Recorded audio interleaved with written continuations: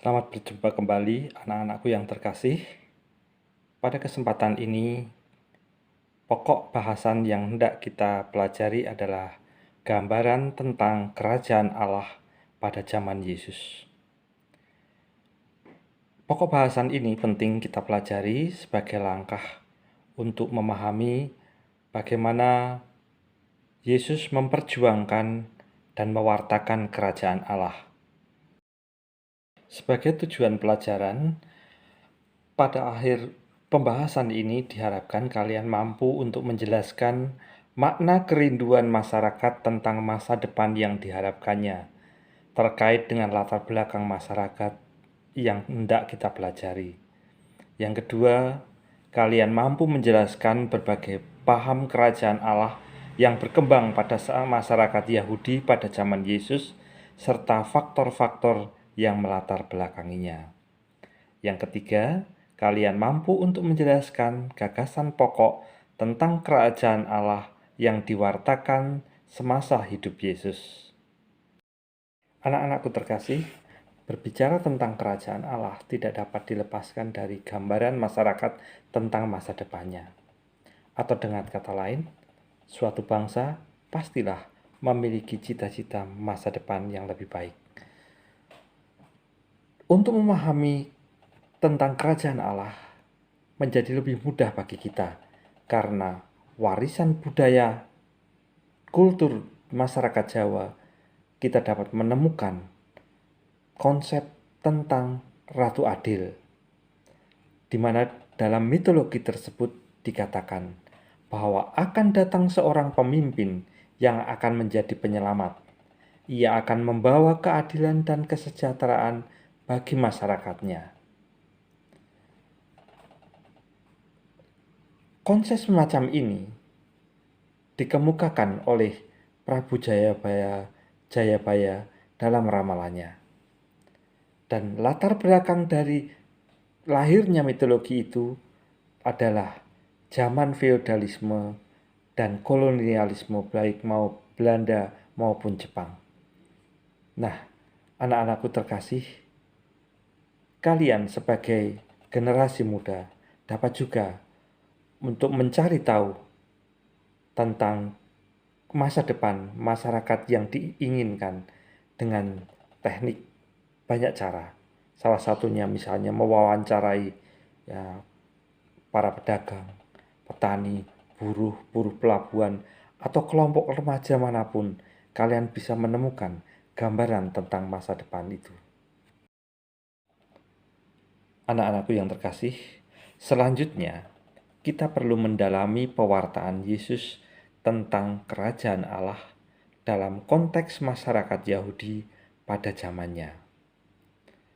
Untuk itu, kita perlu melihat kondisi sosial masyarakat Yahudi pada zaman Yesus. Untuk mengetahui hal itu, kita perlu mengerti, memahami, menggali terlebih dahulu keadaan geografisnya, keadaan ekonominya, keadaan politik, keadaan sosial budaya, keadaan kehidupan religius keagamaan pada masyarakat Yahudi di masa Yesus. Keadaan geografis yang menandai kondisi sosial masyarakat Yahudi pada zaman Yesus, yakni ada perubahan nama dari Yudea berubah menjadi Syria Palestina kurang lebih pada tahun 135 sebelum Masehi dan menjadi Palestina. Palestina pada zaman Yesus meliputi 3 wilayah, yakni Yudea, Samaria, dan Galilea. Wilayah Yudea terletak di Palestina Selatan. Daerahnya pegunungan di sekitar Yerusalem dan Bait Allah. Lahannya gersang dan kering. Budidaya buah zaitun, peternakan kambing dan domba. Sedangkan wilayah Samaria terletak di Palestina bagian tengah. Di sana dihuni orang-orang Samaria. Mereka dianggap bukan Yahudi asli, karena keturunan campuran antara orang Yahudi dan bangsa kafir.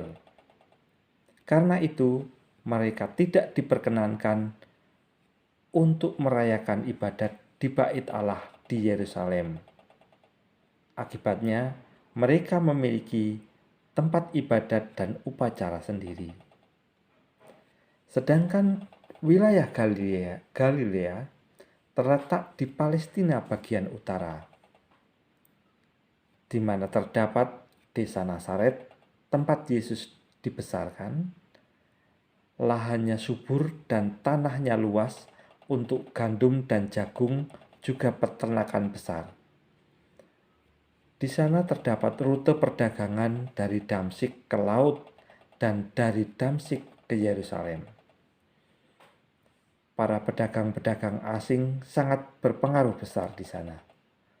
Terdapat Danau Galilea, salah satu sumber hidup bagi masyarakatnya. Sementara itu, keadaan perekonomian dapat kita lihat dari jumlah penduduk Palestina pada masa itu kurang lebih 500.000 jiwa. Dan khusus penduduk kota Yerusalem ada 3.000 jiwa, yang terdiri dari 18.000 orang imam dan Lewi, 6.000 orang Farisi, 4.000 orang Eseni.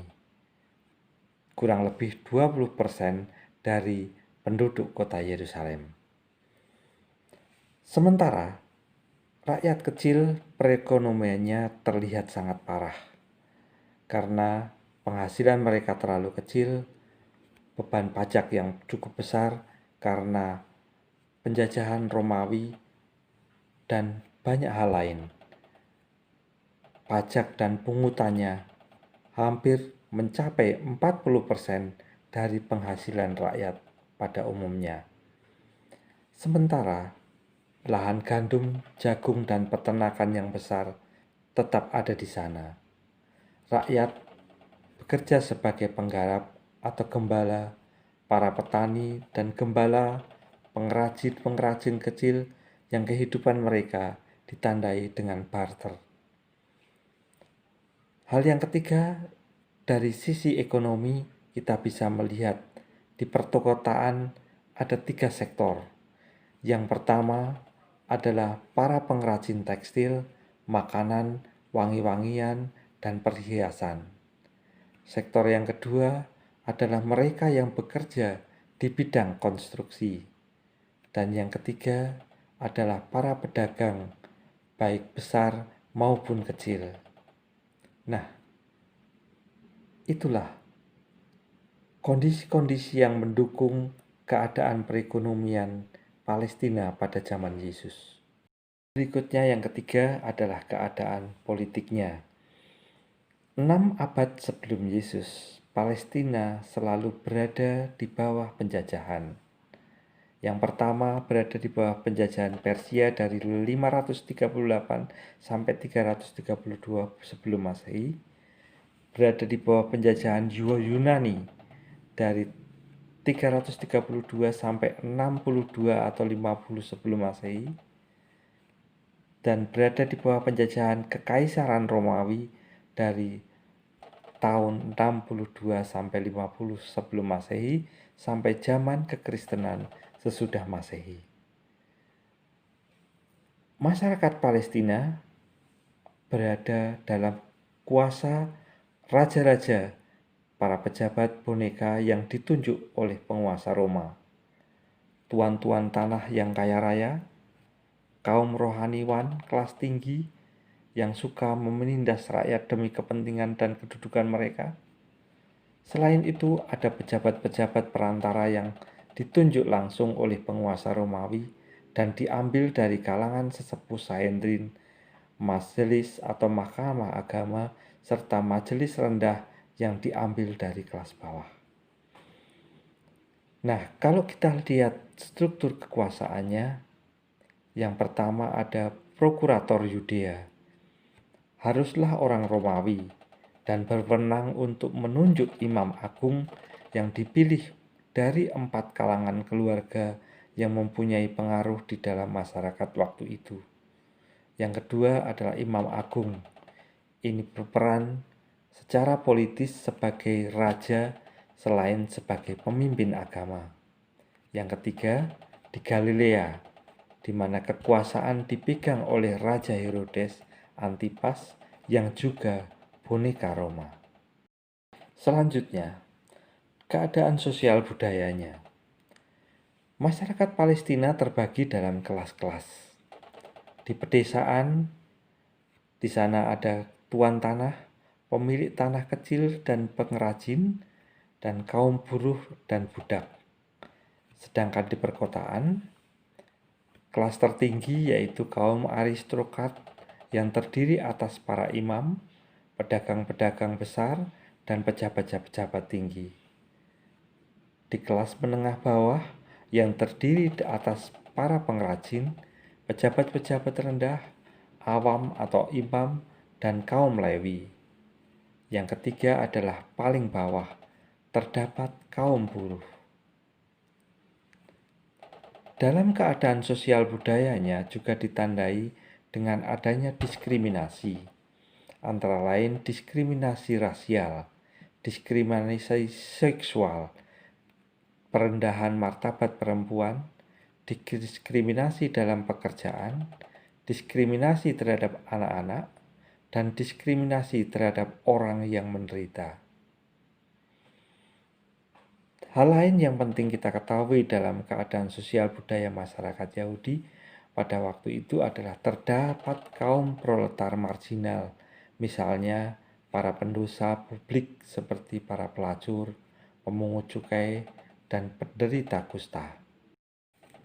Yang terakhir dari segi religius keagamaan. Dalam aspek ini, hukum Taurat sangat mewarnai hidup religius orang-orang Yahudi, terutama kaum Farisi dan para imam. Misalnya, mereka berusaha menjaga warisan dan jati diri Yahudi dengan menerapkan hukum Taurat. Mereka berusaha menerapkan hukum Taurat pada setiap keadaan hidupnya. Orang Farisi dan para imam sangat memilih-milih dalam ketaatan mereka, yaitu memusatkan perhatian pada peraturan-peraturan ritual dan ibadat keagamaan. Sementara kaum Farisi gemar memperluas tuntutan-tuntutan kebersihan bagi para imam ke seluruh masyarakat Yahudi. Mereka berusaha untuk menafsirkan dan memanipulasi hukum Taurat demi kepentingan mereka sendiri, sehingga sering mendatangkan beban yang tidak tertahankan bagi rakyat kecil. Dan yang paling menonjol hal lainnya adalah dalam masyarakat Yahudi, fungsi religius melampaui jangkauan kehidupan keberagama. Fungsi religius juga merambah dalam bidang lain seperti ekonomi, sosial, dan politik. Tentu saja, ketika suatu bangsa hidup dalam situasi semacam ini, merasa tertindas, hampir sebagian besar orang merindukan datangnya tokoh yang dapat membebaskan rakyat dari jerat penindasan itu. Selanjutnya, bagaimanakah paham kerajaan Allah dalam masyarakat Yahudi pada zaman Yesus? Kalau sebelumnya kita telah membahas kondisi sosial masyarakat Yahudi pada zaman Yesus, dalam konteks dan latar belakang situasi yang ada pada masyarakat Yahudi pada waktu itu, maka muncullah berbagai paham kerajaan Allah pada zaman Yesus. Yang pertama, paham kerajaan Allah yang bersifat nasionalistis. Paham ini dianut oleh kaum Selot. Kerajaan Allah bagi mereka adalah kerajaan Israel yang merdeka dan bebas dari penjajahan Romawi, bebas dari penjajahan kaum kafir. Sementara yang kedua, paham kerajaan Allah yang bersifat apokaliptis. Bagi orang yang menganut paham ini, dunia ini atau zaman ini sudah terlalu jahat dan jelek, sehingga haruslah dihapuskan dan dinantikan datangnya penghakiman Allah yang sudah dekat, karena dunia ini akan digantikan oleh dunia yang baru. Sementara paham kerajaan Allah yang ketiga, yang terakhir, yaitu paham kerajaan Allah yang bersifat legalistis. Paham ini dipegang oleh para rabi, yang adalah sekelompok orang Israel yang berkedudukan sebagai pengajar atau guru. Mereka berpandangan bahwa Allah sekarang sudah meraja secara hukum, yakni hukum Taurat, sedangkan akhir zaman Allah akan dinyatakan kekuasaannya sebagai raja semesta alam dengan menghakimi segala bangsa. Jadi, ketaatan pada hukum itu sangat penting sebagai ukuran tertinggi. Hukum yang tertinggi adalah hukum Taurat. Penghakiman akan dilaksanakan atas pelaksanaan hukum tersebut. Selanjutnya, anak-anakku yang terkasih, bagaimanakah paham kerajaan Allah dalam pewartaan Yesus? Kita tahu bahwa misi Yesus adalah mewartakan dan mewujudkan kerajaan Allah. Untuk itu, ada poin-poin penting yang perlu kita garis bawahi. Yang pertama, manusia harus mengakui kekuasaan Allah dan menyerahkan diri atau percaya kepadanya. Poin yang kedua, manusia yang melaksanakan tindakan kasih akan masuk dalam kerajaan Allah. Bandingkan dengan Matius 25 ayat 31 sampai dengan 45. Poin yang ketiga, kerajaan Allah akan mencapai kepenuhannya pada akhir zaman. Karena itu, orang harus menanggapinya dengan bertobat dan percaya. Yang terakhir, kerajaan adalah kabar mengenai masa depan dunia, di mana yang miskin tidak lagi miskin, yang lapar akan dipuaskan, yang tertindas tidak akan menderita lagi, yang tertawan akan dibebaskan. Perjuangan Yesus itu belumlah selesai. Karena itu Yesus memberikan tugas kepada para pengikutnya untuk melanjutkan perjuangannya itu agar Allah sungguh-sungguh meraja. Akhirnya, sebagai bukti bahwa kalian telah mengikuti pokok bahasan ini, saya memberikan tugas kepada kalian untuk menjawab pertanyaan berikut. Dengan cara apakah kerajaan Allah harus disambut? Jawablah pertanyaan ini dengan merefleksikan Injil Lukas bab 10 ayat 1 sampai dengan 11. Selamat mempelajari dan selamat mengerjakan tugasnya. Tuhan memberkati.